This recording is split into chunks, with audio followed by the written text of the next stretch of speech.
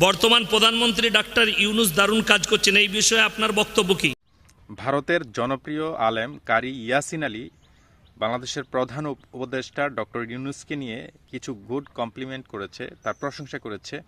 আসলে কারি ইয়াসিন আলী যদিও ভারতের বিষয় নিয়ে কথা বলে, কিন্তু বাংলাদেশের সকল বিষয় নিয়ে উনি ওয়াজের মধ্যে আলোচনা করে, যেগুলো ভালো লাগে।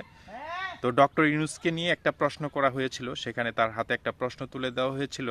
তো ডক্টর ইউনূসকে নিয়ে যে কথাগুলো বলেছে সেগুলো আপনারা একটু শুনুন, পরে আমি কথা বলছি।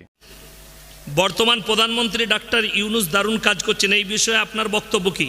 সব থেকে আমাকে ভালো লেগেছে, ডাক্তার ইউনূস বলেছে যতগুলো মাদ্রাসা মসজিদ আছে তাদের সমস্ত কারেন্টের বিল ফ্রি, এবং সেখানে 1 সেপ্টেম্বর থেকে যতগুলো গেম আছে, ফ্রি ফায়ার থেকে শুরু করে যত গেম, সেগুলো নিষিদ্ধ করেছেন। আর একটা তারিখ দিয়েছেন, সেই তারিখ থেকে বাংলাদেশের পর্ন সাইটকে অফ করে দেওয়া হবে। ওনার কথাগুলো আপনারা শুনলেন। উনি যেটা বলেছে যে ডক্টর ইউনূস উনি মানে উপদেষ্টা হয়ে উনি যে ঘোষণা দিয়েছে, মসজিদ মাদ্রাসা এগুলো হচ্ছে ধর্মীয় প্রতিষ্ঠান, এগুলোর যে কারেন্ট বিদ্যুৎ বিল বা কারেন্ট বিল বলি আমরা, এগুলো সম্পূর্ণ ফ্রি করে দিয়েছে উনি বলছে এটা। তারপর বাংলাদেশে দেখা যাচ্ছে যে ইয়াং জেনারেশন সবচেয়ে বেশি সময় দিচ্ছে হচ্ছে যে ফ্রি ফায়ার, পাবজি, অর্থাৎ বাংলাদেশের যত ধরনের গেম রয়েছে তারা পড়াশোনা রেখে বা কাজ রেখে সবসময় দেখা যায় আমাদের চারপাশে যদি আমরা নজর রাখি তাহলে দেখতে পারি তারা শুধু গেমের উপর আসক্ত, গেম নিয়ে ব্যস্ত থাকে, যে কারণে আসলে সমাজের মধ্যে অনেক কিছুর সমস্যা হচ্ছে। সেটা হতে পারে পড়াশোনা, বাচ্চাদের পড়াশোনা নষ্ট হচ্ছে, পাশাপাশি আরও অসঙ্গতি তৈরি হয়।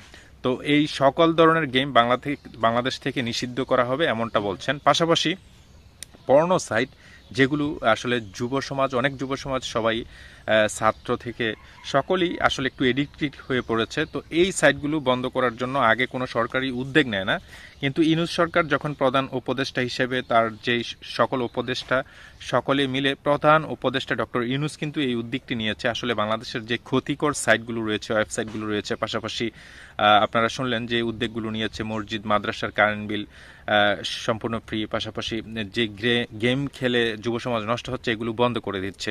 তো এই ব্যাপারগুলো আপনারা কিভাবে দেখছেন, এটা কি উচিত কিনা বাংলাদেশে? পাশাপাশি কারি ইয়াসিন আলী আমি দেখেছি হক্কানি আলেমের মধ্যে উনি একজন, কারণ বাংলাদেশে মাঝার ভাঙার একটা প্রতিযোগিতা চলছে, তো সেই পক্ষে উনি কথা বলেছে। বাংলাদেশের সবচেয়ে বড় ভণ্ড দেওয়ানবাগী তার মাজার পুড়িয়ে দিয়েছে, জ্বালিয়ে দিয়েছে এবং ঘুরিয়ে দিয়েছে। এটাকে সাধুবাদ জানিয়ে উনি বলেছে যে যারা মাজার ভেঙেছে নিঃসন্দেহে তারা শহীদি মর্যাদা পাবে, ইভেন আল্লাহর কাছে ভালো কিছু পাবে। তো আসলে মাজার নিয়ে যদি কথা বলতে চাই তাহলে মাজার নিঃসন্দেহে মাজার ভালো জিনিস, কিন্তু সেখানে গিয়ে গাঁজা সেবন করা, নারী পুরুষ অবাধে মেলামেশা করা, পাশাপাশি হচ্ছে যে নাচ গান করা, এগুলো সম্পূর্ণ বেদাত এবং শিরিক। তো এগুলো দীর্ঘদিন ধরেই বাংলাদেশে চলে আসছিল, এটা ব্যবসায় চলে আসছে। আমরা যদি একটু ভালো করে বলি, ব্যবসায় চলে আসছে। তবে এই বিষয় নিয়ে আমি বিশদ আলোচনা করব। তো যারা এই মুহূর্তে আমাকে দেখছেন, ডেফিনেটলি এই ভিডিওটিতে একটি লাইক দিয়ে দিবেন এবং এই চ্যানেলটি সাবস্ক্রাইব করবেন, পাশেই থাকবেন। আর কারি ইয়াসিন আলীকে নিয়ে যদি আপনাদের কোনো মতামত থেকে থাকে ডেফিনেটলি কমেন্ট করে জানাবেন। Thank you.